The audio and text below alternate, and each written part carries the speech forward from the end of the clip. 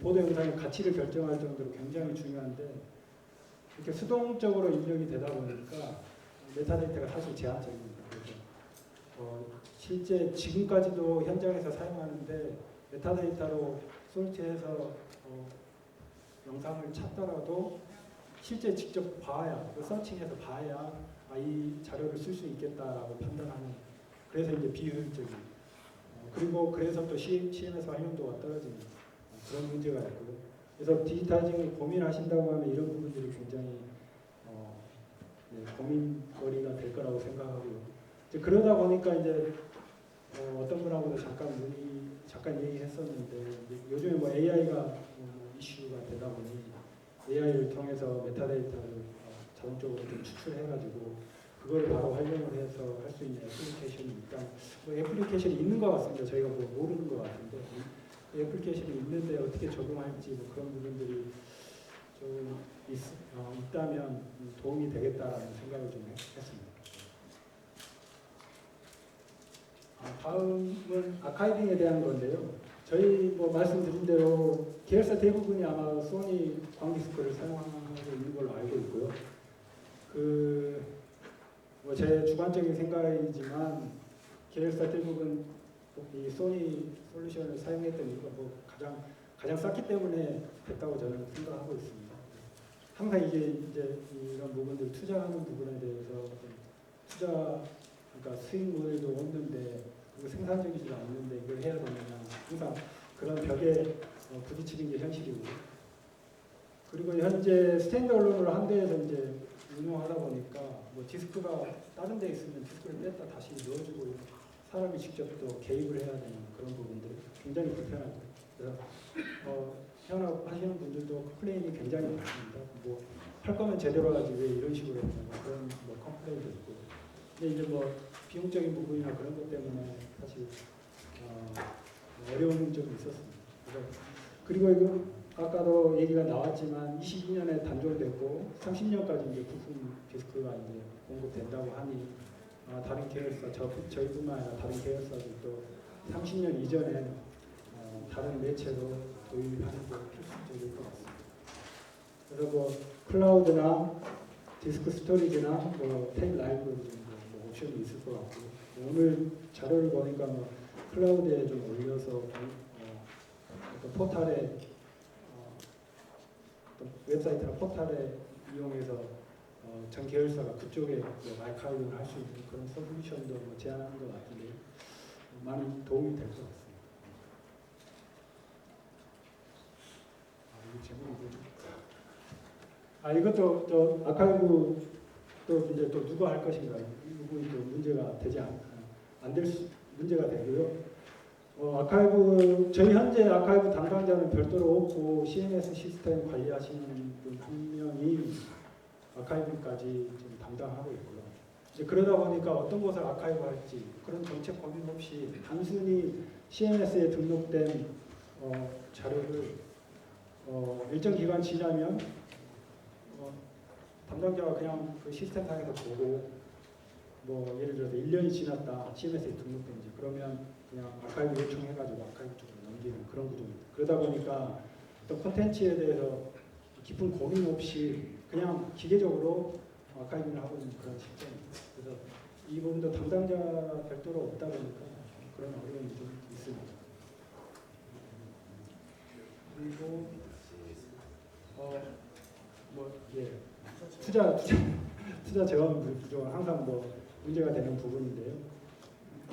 2030년 전까지 다른 신규 대안 매체를 찾아서 또 아카이빙 데이터 마이그레이션을 하고 해야 되는데 그런 부분들을 회사의 이제 CMS 구축 이후 투자 설득을 해야 되는데 뭐 쉽지는 않은 것 같고 소중한 자산이면 돈이 하나 투자로 이어지면 돈이 들어오고, 그리고 마지막으로 뭐 그러니까 디지타이징 할 때 충실하지 못한 데이터 입력이 메타데이터 입력이 아카이브 활용도까지 저하시키는 그런 상황입니다. 네, 지금까지 몇 가지 말씀드렸는데요. 이런 이슈들이 아마도 다른 계열사분들도 뭐 고민하신다면 부딪힐 것 같고요. 아마 이번 세미나 통해서 좋은 방향으로 나갈 수 있는 출발점이 되지 않을까 싶습니다. 그런 바람입니다. 네, 이상으로 발표 마치겠습니다. 감사합니다.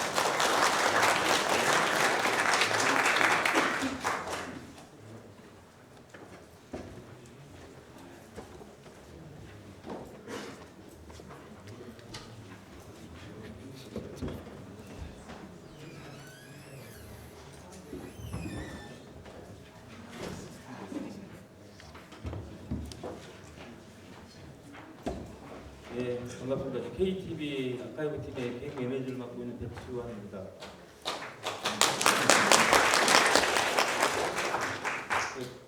발표하다 보니까 좀 실수한 것 같은데 대부분 PPT를 준비해 왔는데 다만 한글 텍스트라서 좀 민망하긴 한데요. 여러분한테 어떤 디지털의 통계라든지 데이터를 보여주기보다는 뭐 약간 뭐라고 할까 자문 비슷한 그동안 KTV가 여러 가지 역할을 구축하면서 겪었던 시행착오 이런 부분들 말씀드릴 수 있을 것 같아요. KTV 같은 경우는 여러분 아시는 분들 계시겠지만 지금 TV를 갖춘 편안한 시점은 1995년이고 사실은 한국 전쟁 때부터 필름 매체로 출발했었죠. 그래서 KTV 수장고나 컨텐츠 중에는 다른 방송사에 갖지 못하는 여러 가지 자산들이 있고요. 또 그것들을 디지털하다 보니까 다양한 시행착오도 있게 됐습니다. 다양한 도전을 갖고 있는 상황이고 그래서 우리가 다 알지만 좀 중요한 사실들을 재확인하는 차원에서 말씀드리고 그리고 마지막 부분에서는 오늘 이제 여기 모셨으니까 재현 같이 해보자 하는 일이 있는데 그거에 대해서 말씀을 드리고자 합니다. 처음에 발표할 때 요즘 이제 아카이브 관련해서 쓰는 용어들에 대해서 좀 민감한 편인데 물론 이제 영어로 왔기 때문에 한국 용어이기 때문에 정의에 대해서 다른 생각이 있겠지만 요즘 저는 좀 구분해서 이야기하는 부분들이 보존하고 보관 이런 부분들 유사한 것 같지만 되게 틀린 것 같아요. 또 여기도 썼지만 대부분 보관은 잘해오고 계시죠? 안전하게. 근데 보존이라고 물어보면 잘 보존했냐 그러면서 대답을 못 하실 부분이 있는 게 뭐냐면 제가 생각하는 보존이라는 거는 다른 매체로 이동이 가능한 그리고 활용이 가능한 부분이 보존이라는 거죠. 그래서 대부분 저희는 보관 열심히 하는데 아직 보존으로 가기엔 좀 미흡하지 않느냐라는 부분이고 그리고 최근에 이제 저도 아카이브 쪽에 간여하다 보니까 공부를 안 할 수밖에 없겠더라고요. 그래서 가장 많이 거론되는 아카이브 원칙 중에 이제 수집, 보관, 활용을 이야기하세요. 근데 이제 지금 디지털 아카이브 지역 방송사, 지역 MBC에서 말씀해 주셨는데 이건 한 3년 전 거의 전부터 나왔던 이슈입니다. 새로운 이슈는 아니고요. 그리고 아마 공론화되기 전에 대개 방송사에서 고민했던 문제점일 것 같아요. 그래서 제가 토론문을 쓰면서 이걸 뭐 학술적으로 정하기보다는 그동안 좀 뭐라고 그럴까 빈두통 아니었느냐 골칫거리였다. 그리고 빈두통이라는 게 되게 금방 사라지잖아요. 원인도 잘 모르고. 그리고 또 다른 식으로 인체에 비유하면 어떻게 보면 아카이브의 문제는 불치병은 아니다. 그런 난치병인 것 같다. 왜? 시간과 돈, 기술이 있으면 해결이 가능하지만 지금 당장은 많이 힘들어 보인다는 거죠. 그리고 오늘 제가 이 자리에 쓰게 된 배경 중에 한 두 가지가 있는데 처음에 하나는 뭐냐면 제 개인적으로 세공공영상문화 포럼에 좀 이렇게 참가를 하고 그때 논의되었던 그 과제들이 3년 전에 기억되는데 그게 좀 지금 이제 구체화되고 있다는 거죠. 그 점에서 대단히 반갑고요. 그때는 이제 선언적인 의미로 많이 하셨습니다. 단기적으로 이렇게 해야 되지 않을까? 다양한 거 없을까? 그리고 그때 해외 사례 이야기하셨고요. 똑같은 형식인데 다만 달라진 것은 그 문제의 당사자이자 주체자인 여러분들이 이제 고민을 하고 같은 자리에 공론화를 시작했다는 거죠. 이것만 해도 엄청난 진화라고 생각을 하고요. KTV 같은 경우는 조금 다른 환경이 있는데 왜냐면 저희는 정부 기관이니까 비교적 예산 조달이 어렵진 않았습니다. 그래서 뭐 정확한 액수를 밝힐 수는 없지만 저희가 3년 정도 아카이브를 진행했는데 해마다 40억 정도 꾸준하게 진행을 해왔죠. 그래서 결과가 나오는 것이고요. 그리고 좀 저희가 생각할 때 이런 부분이 있을 것 같습니다. 아카이브 한다는 것 같은 경우는 중장기 마스터 플랜이 있는데 실행 가능한 범위 내에서 해야 되겠다라는 거 있죠. 그래서 저희는 뭐 공무원들 혹시 제일 잘하는 게 5개년 계획 뭐 이런 거잖아요. 그래서 저희도 5개년 계획해서 어느 성과를 보여서 지금 정확하게 말씀드리면 필름 부분들은 이전부터 해와서 거진 다 디지털 끝냈고 뭐 아시다시피 대한뉴스나 문화영화적인 자산이 있습니다. 그리고 원 머티리얼들은 한국영상자료원이나 국가기록원으로 많이 이관이 됐고요. 왜냐하면 이제 여기는 다른 부분 캐치 못한 수장부 문제 사실 이슈가 있습니다. 물리적 공간 자체. 그 다음에 또 하나 이제 테이프 부분도 똑같은 고민을 하고 있는데 디지털화가 올해 끝날 것 같아요 거의. 그런데 이 제가 발표문에 썼다시피 이제 좀 어려운 이야기를 했지만 다시 뭐냐면 이제 물리적 변화나 화학적 변화랑 구분을 해보자는 거거든요. 그러니까 흔히 우리가 아카이브화 할 때 인제스트까지만 하면은 그러니까 테이프에 있던 것들이 파일로 디지털 되기는 될 것 같아요. 그까지가 물리적 변화라고 한다면 이후에 우리가 카탈로깅이라고 한다는 것은 뭐냐면 영상의 가치를 부여하는 일들인데 거기에 대해서 많은 비중을 기울여야 된다는 거죠. 지금 당장 우리 수장부에 많은 테이프가 쌓여 있는데 이걸 당장 변환해야 되는 대단히 중요한 일이 맞습니다. 그러나 그걸로 끝나지 않고요. 그 작업을 할 때 필히 고려해야 될 게 어떻게 이것들을 컨텍스트를 만들고 메타데이터를 만들고 활용할 수 있을 것인가 여기에 초점을 두지 않으면 물리적 한계에 많이 봉착한다는 거죠. KTV 같은 경우도 이런 어려움을 많이 겪었습니다. 그래서 제가 물리적 파일을 변화하는 그런 예주를 줘도 메타데이터는 예주를 주면 안 되겠다 이런 생각을 가장 강력하게 하고 있고요. 그 지역 콘텐츠를 가장 잘 아는 주체는 바로 그 지역 방송사일 겁니다. 그 점이 중요한 거였고 그다음에 재현 부분인데 이제 시간이 많이 되니까 제가 뭔 생각을 했냐면 앞부분에 김수영 연구원 발표를 하셨는데 사실 엄청난 중요한 부분인데 간과하고 있는 부분이 있어요. 왜냐하면 우리는 아날로그 매체를 지금 대상으로 하잖아요. 근데 얘들을 디지털로 바꿀 장비들이 시원찮아요. 아까 MBC 관계자분도 모자라서 다른 데서 구입을 하고 막 이런 거죠. 근데 그거 디지털라이징 끝나고 나면 어떻게 합니까? VCR들 말이죠. 전시관으로 갈 겁니까? 박물관으로 갈 겁니까? KTV도 마찬가지거든요. 그래서 이런 것들을 생각해 보니까 뭐냐면 사실 디지털라이징 아카이빙 한다는 중에 많은 부분의 재원들이 물리적으로 바꾸는 데 사용이 돼요. 그래서 제가 재원 드리는 게 뭐냐면 각 방송사 역사에마다 자장한 저장 매체가 있었을 것이고 그걸 재생하는 VCR들이 있었을 겁니다. 그거를 그냥 방송사에 관리하지 말고 공개의 공간에 끄집어내고 그 부분들 공동을 하려고 하자는 거죠. 제가 이제 방송기술 선배한테 배웠던 하나의 원칙이 뭐냐면 아날로그 물품 할 때는 반드시 두 개를 산다고 합니다. 두 조를. 왜? 하나는 작동하고 하나는 고장나면 그것을 수리하는 부품으로 사용하기 때문에 그런 거죠. 근데 이런 지금 당장 방송사에 돌아가서 제대로 돌아가는 지금 작동 가능한 VCR들 몇 개나 되죠? 그리고 이제 우리 소니의 정책 때문에 유지 보수도 안 하잖아요 지금. 그럼 그런 부분도 어떻게 할 거냐는 거죠. 그래서 이후에 우리가 지금 당면하고 있는 문제 이런 학습 셋을 만들고 AI를 만들고 비즈니스 모델을 만들고 대단히 중요한 문제인 것 같아요. 근데 보통 그때 장기적인 과제를 가려면 초입에 장벽이 붙이게 되면 첫 번째 장애가 그걸 것 같습니다. 그래서 그런 부분들을 오늘 좀 이렇게 어떤 인식이 잘 해주신다면 당장 세공공유산 포럼이나 지역 MBC에서 한번 각 공공사에 변환하는 VCR 장비들이 어떤 목록이 있고 작동 상태가 어떻게 되느냐 수요조사부터 하고요. 그것들이 그냥 자연에서 먼지만 쌓일 것들이 아니라 공영 공간에 공용화를 하자는 거죠. 물론 제가 이제 국가기록원 쪽으로 다녀보니까 일부러 하고 있기는 하더라고요. 그것들이 대단히 부족한 상태고요.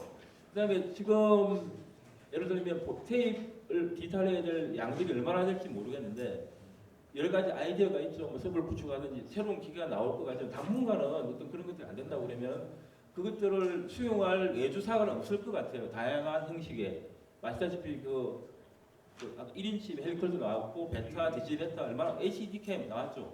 그래서 저도 깜짝 놀라서 들어가서 그 당시에 이 VCR 테이프를 얼마 주고 산다고 했더니 8천만 원 정도 가격을 샀더라고요. 그 당시에.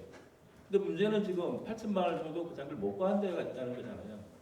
뭐 그런 말씀을 드리고 싶고 이 모든 건 새로운 것이 아니고 제가 마지막에 썼는데 1980년도 그러니까 지금부터 한 40년 이전에 이미 유네스코 선언에 보면 장비에 대한 이슈가 나와요. 이게 보면 새로운 장비를 항상 착용 가능한 준비해야 되고 그것에 대한 중요성을 강조해야 된다. 그래서 우리가 많은 분들이 디지털라이징에 대한 철학적 배경, 그다음에 앞으로 비즈니스 모델, AI에 대한 기술 전부 이야기를 하시겠지만 어떻게 보면 그 문제를 푸는 첫 번째 실마리는 이런 공유하는 부분들, 협업하는 부분들, 거기에 나오는 성과가 나오는 부분들이 좋은 경험을 확산하는 부분 이런 데 있지 않나 생각이 듭니다. 그리고 KTV는 그런 부분에 있어서 얼마든지 기여할 준비가 되어 있고요. 저희가 많은 시행착오를 이런 안 겪게 뭐 적은 노하우고 잘 못하고 있지만 그런 부분에 대해서 공유하고 개방하겠습니다. 앞으로 많은 컨택을 부탁드리고 경청해 주셔서 감사드립니다. 네, 감사합니다. 지금 각사의 아카이브 구축의 사례나 또 여러 이슈나 고민거리들을 나누어 주신 춘천 MBC, 또 목포 MBC, KTV 감사드리고요. 지금 발표해 주신 것과 관련해서 질문이나 코멘트 있으시면 해주시죠. 네, 제가 이거 드릴게요.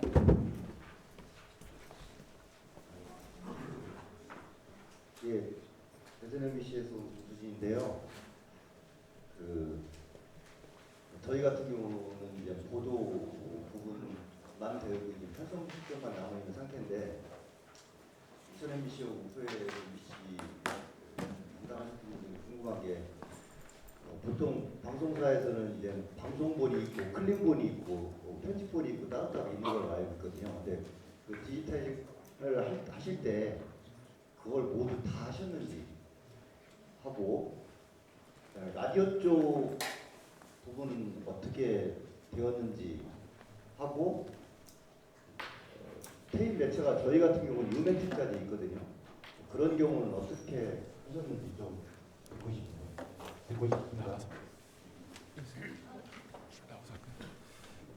예, 먼저 춘천 MBC 말씀드리겠습니다. 테이프부터 말씀드리면 저희는 유메틱 같은 경우에는 몇 년 전에 이미 그 DVD로 다 디지타이징이 되어 있었어요. 그래서 사실 이번에 아카이브 쪽에는 포함이 안 되어 있었고요. 그 다음에 뭐 오네어본이라든가 클린본 이런 것들은 제가 기술 쪽에 있다 보니까 섬세하게 살펴보지는 않았는데 그런 것까지 세세하게 구분하지 않았던 것 같아요. 그냥 편성 쪽에 테이프 장에 있는 그 대부분의 자료들을 이렇게 뭐 중복되더라도 그렇게 아카이브가 된 것 같습니다. 나름대로 지금도 보면은 지금 과거 자료뿐만 아니라 지금 현재에도 편성 쪽에서 보면 클린 테이프하고 오네어 테이프하고 이렇게 다 같이 보관하기를 원하더라고요. 그래서 지금 현재도 저희는 그렇게 보관하고 있습니다. 이상입니다.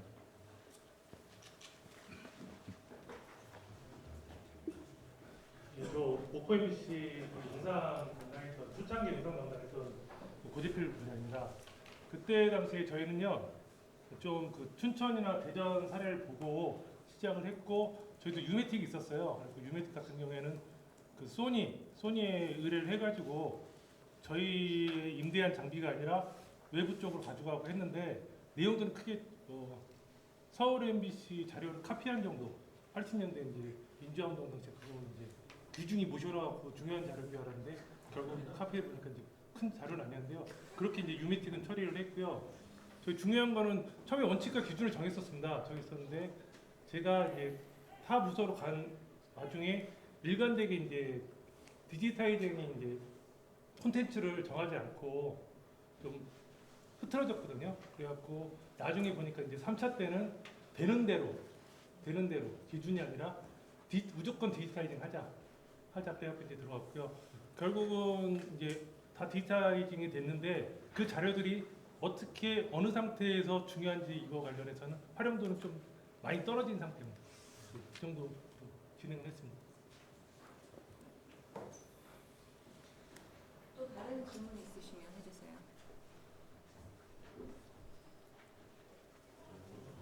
네, 없으시면 또 마지막 종합 토론 시간 기회가 있거든요. 그때 질문 또 코멘트 해주시면 되고요. 잠깐 휴식 시간을 갖겠습니다. 그리고 4시 30분에 다시 뵙도록 하겠습니다. 네.